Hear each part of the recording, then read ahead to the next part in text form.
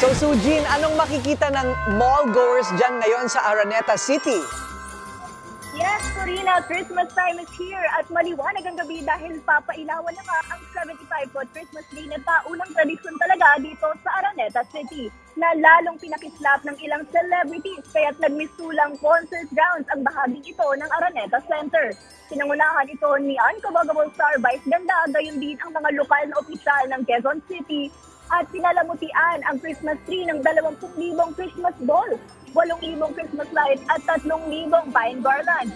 Tampok naman sa selebrasyon ng ilang mga palamuti na homage sa Fiesta Carnival na isang sikat na pasalang dito sa Araneta City noong dekada 70 hanggang 90.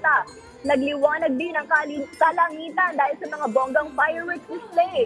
Corina, dinadayo talaga to ng mga tao at masaya silang nagtitipon para dito. Ang iba pa nga ay galing Cavite at Bulacan.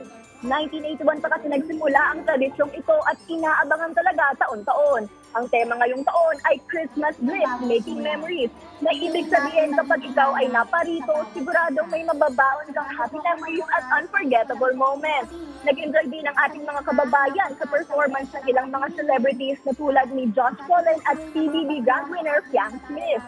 Corina, dahil payday na nga para sa iba, nagsana rin ang mga tao dito sa Araneta City para na rin magpakuha ng litrato sa Christmas tree at mag-bonding-bonding kasama ang kanilang mga pamilya at kaibigan. At yan muna ang latest mula dito sa Cubao, Quezon City. Balik sa inyo, Corina. Okay, maraming salamat sa iyo, Sujin Kim. Siguradong lahat ng mga malapit dito sa Cubao mula sa norte ay magpupuntahan na dyan sa Araneta City. Maraming salamat.